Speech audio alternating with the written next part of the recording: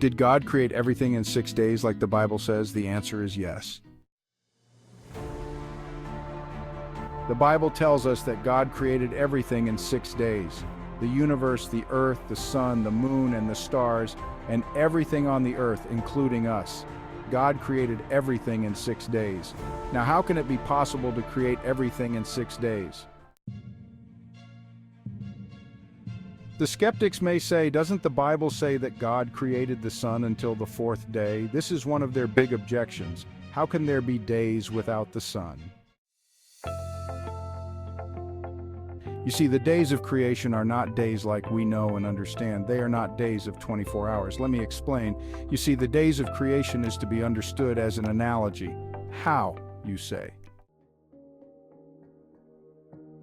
Well, to explain this, we will need to look in other places in the Bible where God is talking about working 6 days and resting 1 day, like in the days of creation. Let's start with Moses. God commanded Moses to work 6 days out of the week and rest 1 day.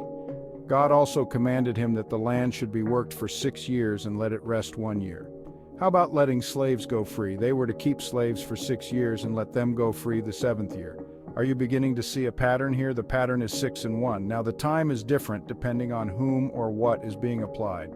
Let's see, for men, the days of labor are 6 days and rest 1. For the land, it is 6 years and rest 1 year. Now, what would a day of work be for God? How much time should be applied for God to work? After all, God is outside time and space. He created them both. And there were no days before God began to create. There was no sun in the beginning, you see.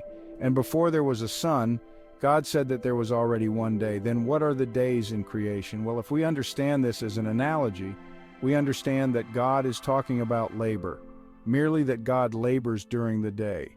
And how do we know that? Because of the phrase evenings and mornings. You see, when the evening comes, the labor ends, and when the morning starts, the labor begins. One more time, the evening comes, the day of labor ended 1 day. When the morning starts, the 2nd day of labor begins, and so on until the 6th day.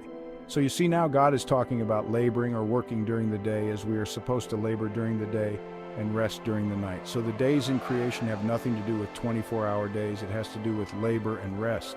Work in the day and rest in the night. Do you remember when Jesus says, isn't there 12 hours in a day, and that we must work while there is light? Now, what about the sun being created until the 4th day? Isn't that an error and an inconsistency with our understanding of science and reality? Well, the truth is that this is not what the Bible is saying, but we will leave that for our next video.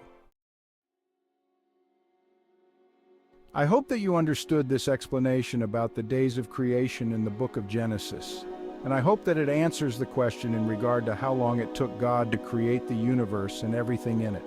We hope to see you back for our next video. God bless you and have a wonderful day.